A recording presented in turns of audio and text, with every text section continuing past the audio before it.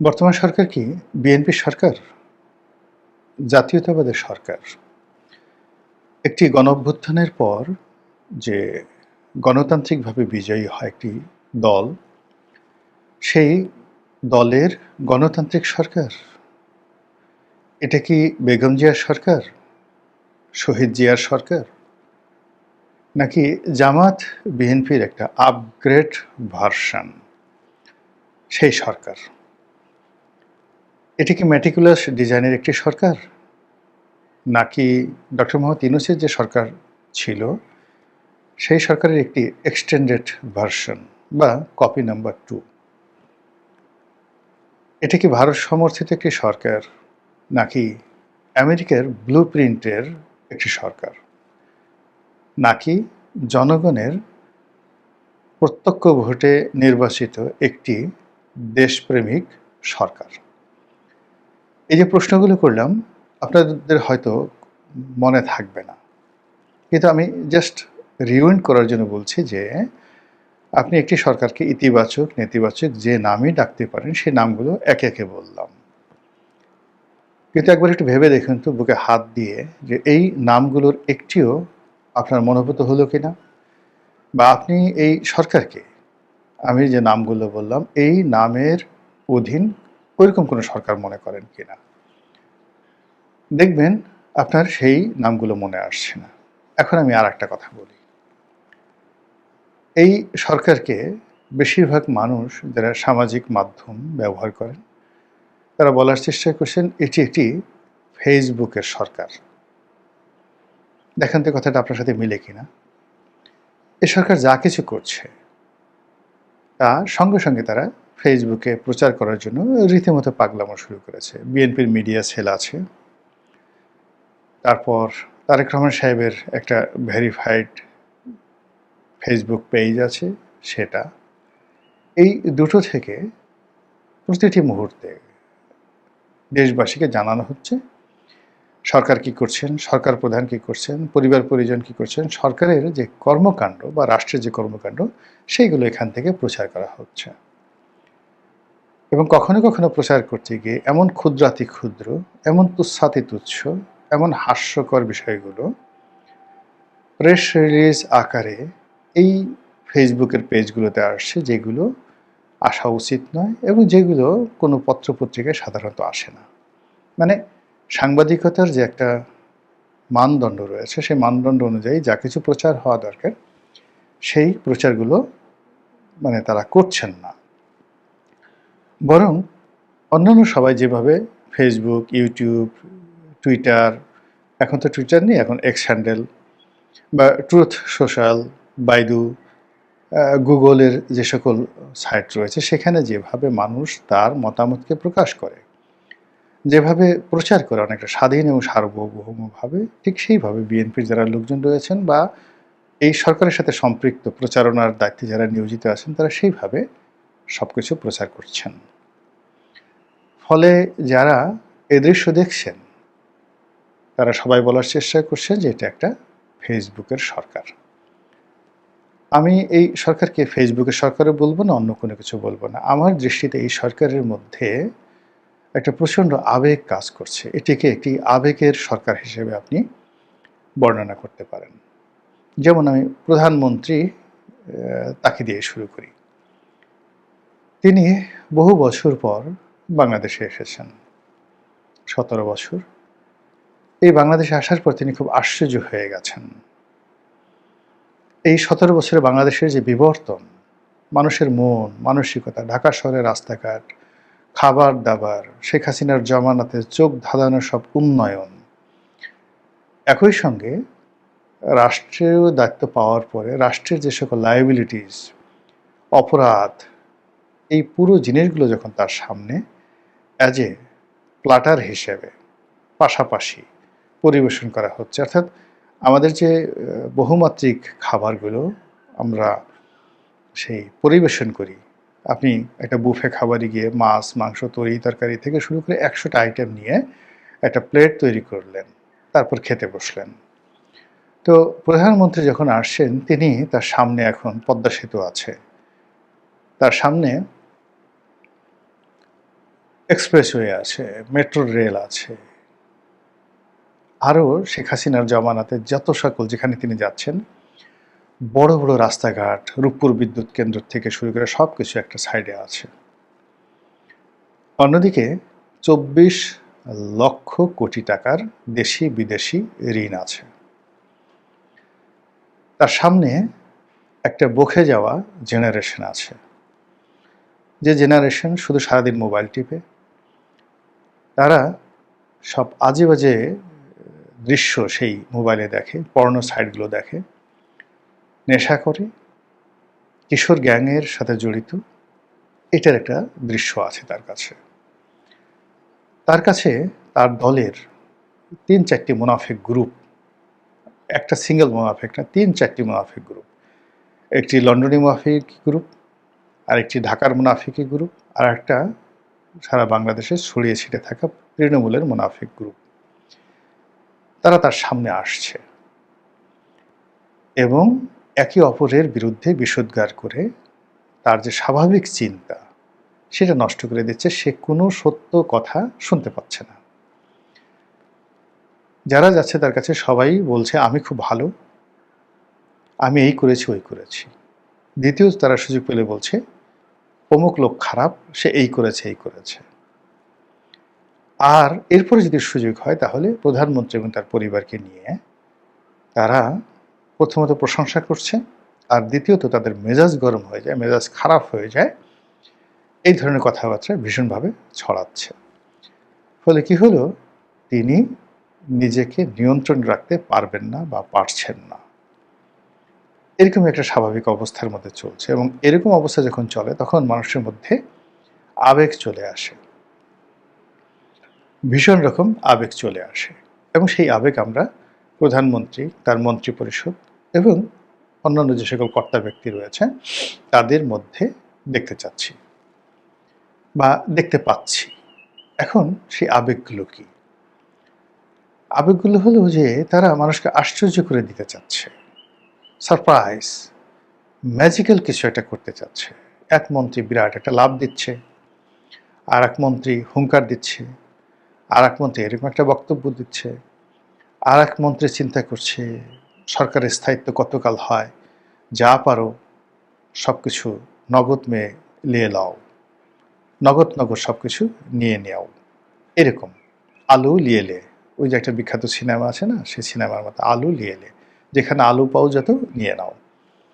এরকম একটা ফ্যান্টাসি, এরকম একটা স্বল্পকালীন পরিকল্পনা, এরকম একটা আবেগ, এটার মধ্যে সরকার ঘূর্ণিপাক খাচ্ছে। এবং সেই আবেগের কতগুলো চরিত্র ইতিমধ্যে ফুটে উঠেছে। যেমন ধরুন খাল কাটা। এখন আমার সামনে যদি আমার বাবার একটা স্মৃতি কেউ নিয়ে আসে, আমার বাবাকে আমি খুব ভালোবাসতাম, আমার দাদাকেও আমি খুব অসম্ভব ভালোবাসতাম।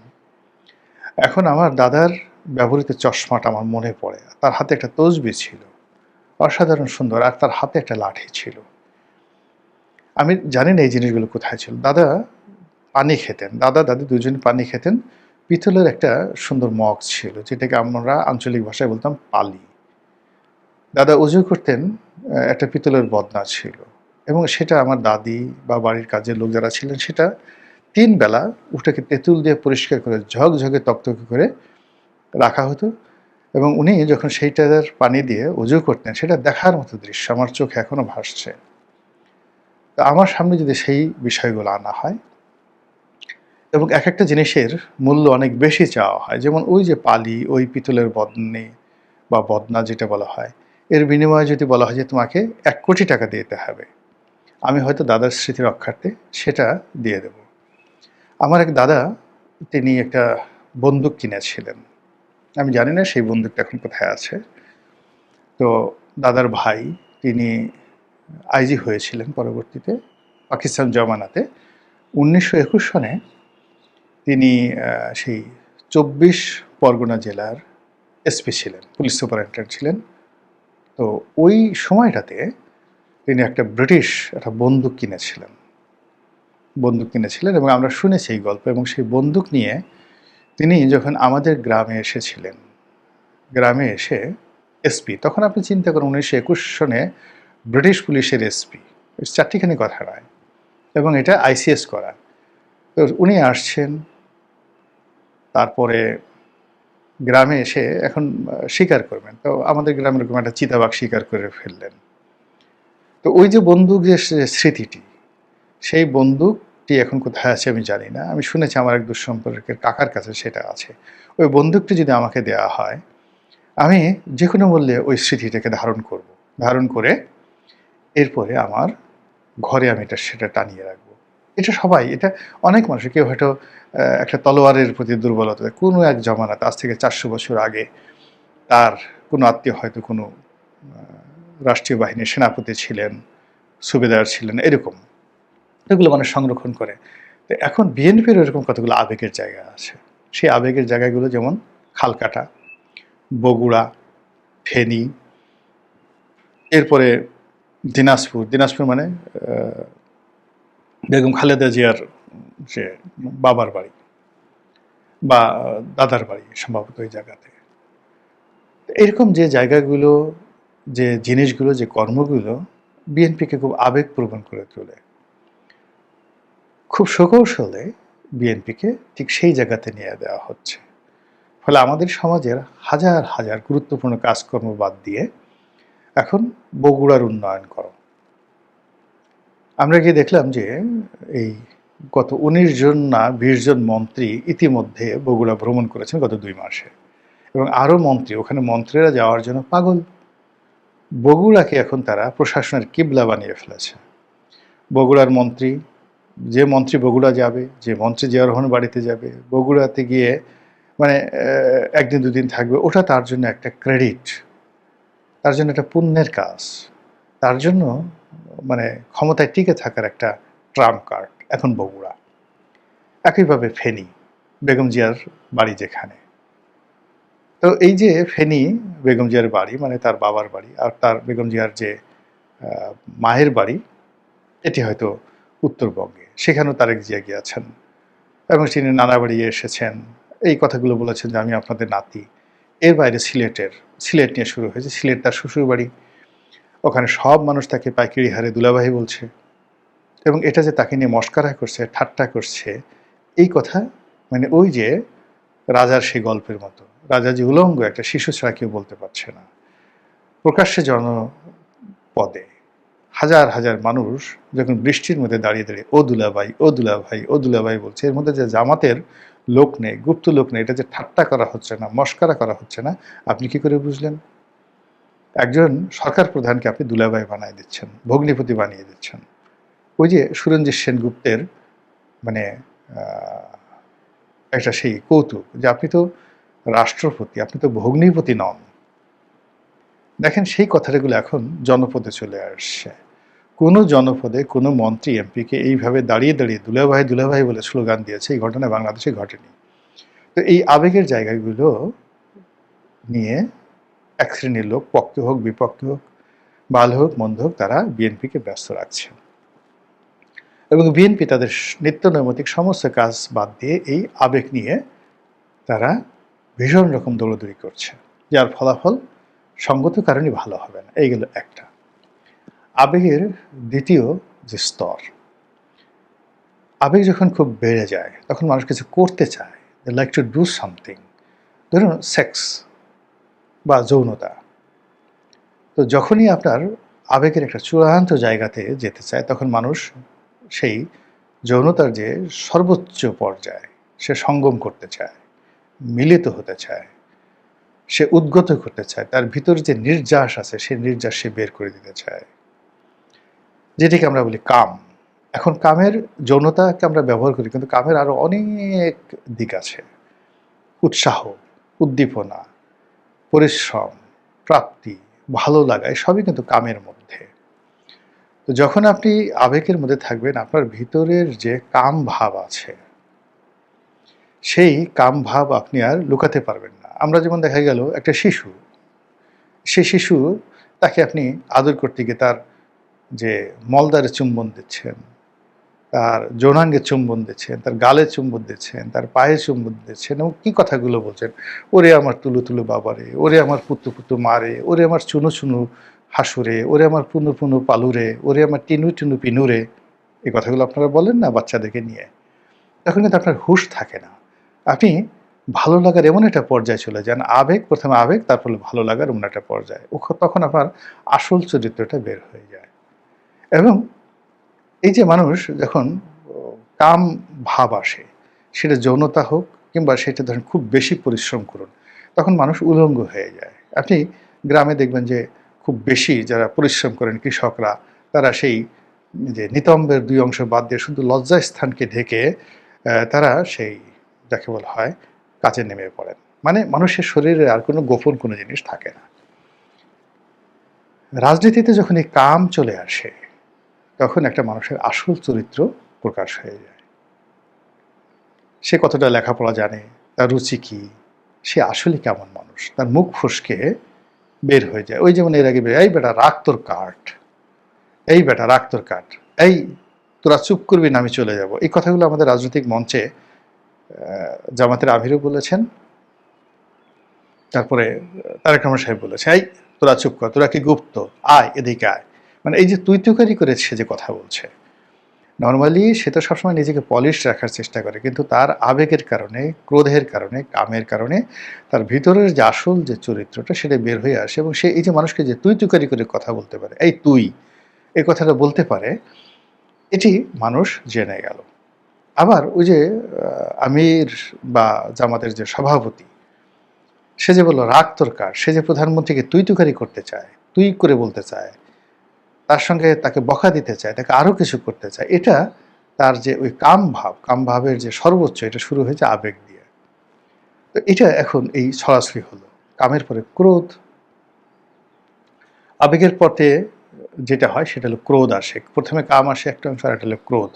আপনার আবেগকে নেতিবাচক অর্থে নিয়ে আপনার ভিতরে জিঘাংসা তৈরি করা হলো, রাগ তৈরি করলো, ক্রোধ তৈরি করা হলো। এবং শয়তান মানুষকে দুটো অস্ত্র ব্যবহার করে, কাম এবং ক্রোধ। শয়তান যখন কাউকে ধ্বংস করতে চায়, তখন তার মধ্যে কাম ভাব জাগিয়ে দেয়। আর কাউকে যদি ধ্বংস করতে চায়, তাহলে তার মধ্যে ক্রোধ, জিঘাংসা জাগিয়ে দেয়। এবং এটা আবেগ থেকে আসে। আপনি কারো বাবাকে নিয়ে কোনো বাজে কথা বললেন, কারো মাকে নিয়ে বাজে কথা বললেন, বা আপনি যে কাজটি খুব ভালোবাসা, আবেগ দিয়ে কাজ করেছেন, আমার জন্য আপনি খুব সুন্দর পোলাও রান্না করেছেন, কোরমা রান্না করেছেন, আমি গিয়ে মুখ সেট করলাম, এটা একটা রান্না হলো। আপনার কাছে মনে হবে যে মাথায় একটা বাড়ি দিয়ে মানে আমাকে ওখানে শেষ করে দেওয়া। যার জন্য আপনি এত যত্ন করে এত কিছু করলেন, এখন আপনি তাকে মারতে চাচ্ছেন। এটা হলো ওই আবেগ। আবেগের জায়গা থেকে যখন আপনি যে একটা এক্সপেকটেশন না আসে, তখন আপনি সেখানে আপনার কাম বা ক্রোধ এটি আপনি বাস্তবায়ন করেন। এর ফলে কি হলো, এই সরকারের যে আবেগের জায়গা, সেই আবেগের জায়গাগুলো তৈরি করা হচ্ছে কৌশলে, আর প্রতিপক্ষ দিয়ে এই আবেগের জায়গাগুলোতে আঘাত করা হচ্ছে। যেমন জাইমা রহমানকে নিয়ে বাজে যে কথাগুলো বলা হচ্ছে, এটা কিন্তু খুব ম্যাটিকুলাসলি সরকারকে, বিএনপির যারা নেতাকর্মী আছে তাদের সবাইকে ক্রোধে উন্মত্ত করে দেওয়ার জন্য এই কাজগুলো করা হচ্ছে। তারা যে কাজগুলো করবে, জাইমা রহমানকে নিয়ে যারা এই সমস্ত কথাবার্তা বলবে, কাজ বলবে, তারা নির্বিচারে আক্রমণ চালাবে।